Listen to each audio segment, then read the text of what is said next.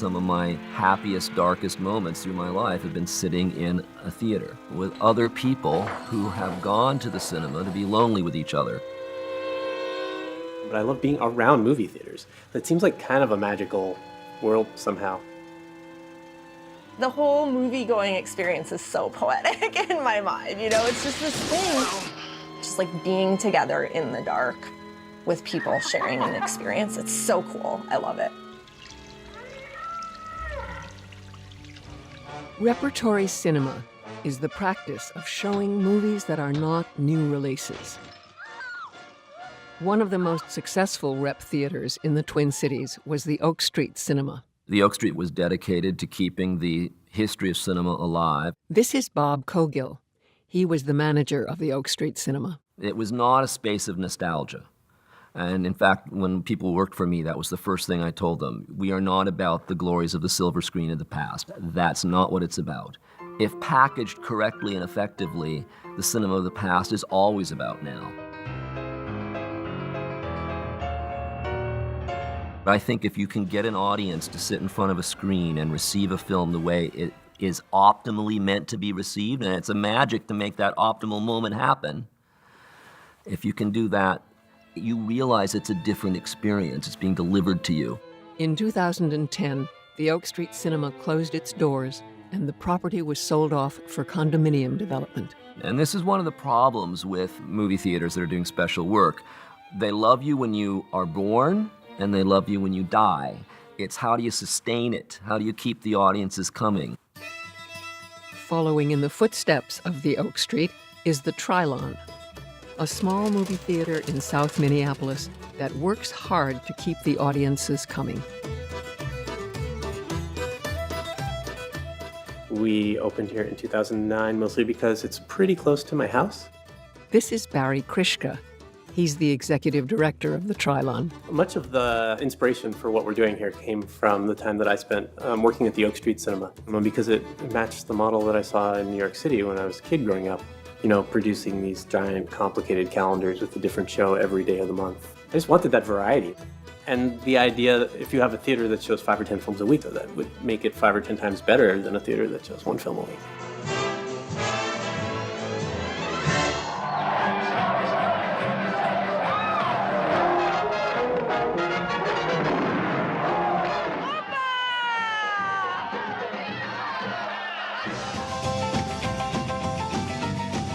We show a wide variety of things. Here is Nikki Weisfenning, the manager and projectionist for the Trylon. We do go from like the super high art to, you know, Nightmare on Elm Street and Halloween were this weekend. And it can actually lead to some really interesting juxtapositions.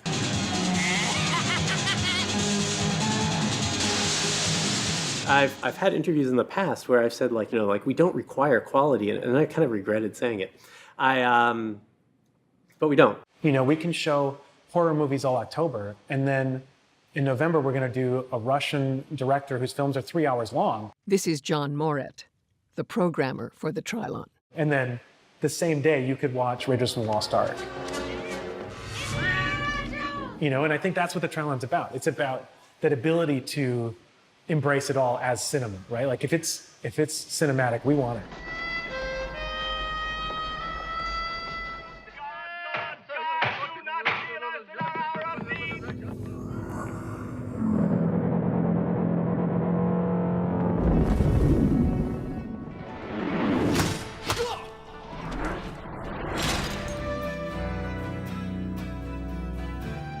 The Trylon Cinema has a pair of 35mm film projectors. Our priority was to have access to the biggest selection of film we could.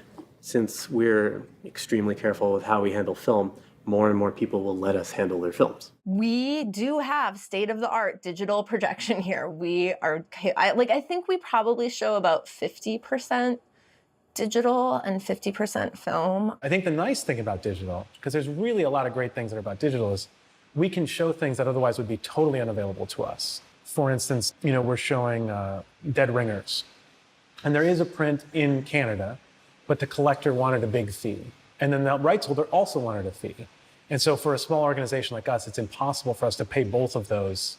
And sometimes there's a trade-off there and a debate because we have access to 35mm prints that can be in really rough shape. And some people think that digital is just as good. Like, it's sort of an ongoing discussion that we have as an organization. I almost always prefer something on 35mm over something on digital. So if it's a really, really good print and it's beautiful filmmaking, you get to see art. Meet Todd Melby. He's a Trylon volunteer. I mean, there's a difference between seeing a Picasso in a book and a Picasso in Madrid, Spain, right? The real Guernica is much better than Guernica in the book. And it's a huge difference. I do think that sometimes people are a little bit too precious about the medium. And sometimes the digital versions look really good. We try to create an experience as close as possible to what the people who made the film expected it to be presented. That means that if we go to Paramount and we say, hey, we want to show The Warriors, and Paramount comes back and says, well, we have a digital version and we have a film version, but it's really rough, like it's been really torn up and it's kind of damaged. Our response is going to be, torn up and damaged is the way The Warriors should be shown to people. Can you dig it? 2 years ago, we started planning the expansion. This wall used to be the entrance to the theater. Ticketing, popcorn popper, all of it kind of jammed into the space. We had about 50 seats at the time, and we were aiming to move up to 100. And it was always a matter of how do we possibly raise the roof so we can add more seats? But it turns out easier than making the ceiling higher is that you can actually dig down into the ground, which ironically was probably the only part of the renovation process that went really smoothly. There was a lot of diesel fumes in this room. Got really dusty. We enlarged our theater, enlarged our screen, replaced all of our speakers, and replaced all of our seating, and rebuilt our box office from the ground up. In an era where, like, you can sit at home and you can watch films on demand from a million different places, there's something kind of valuable about watching a movie in a place where you cannot pause it and go make a sandwich. I was teaching cinema, and I was very aware of the fact that the students who were seeing films on video were not really seeing films the way I had seen films, as they were watching them on their TV screens. I want to see movies in a movie theater. Even as a projectionist, I don't watch a ton of movies at home on my TV. It's not big enough. It's not that sitting in the dark with strangers experience that I love. I think a place like this helps you break down the barrier between strangers. Here is Benjamin Savard, another Trylon volunteer.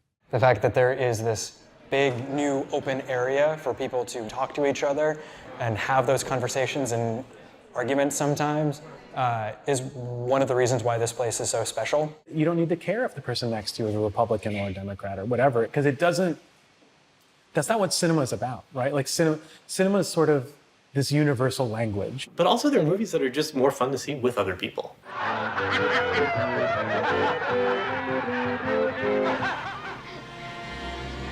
This is nuts.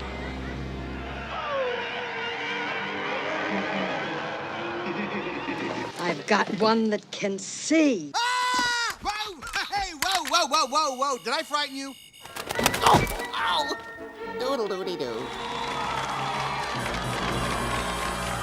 But we're really just trying to provide a welcoming place for everybody to come together and enjoy sitting in the dark, munching on popcorn, and being amazed by these images and light that are passing before them on the screen.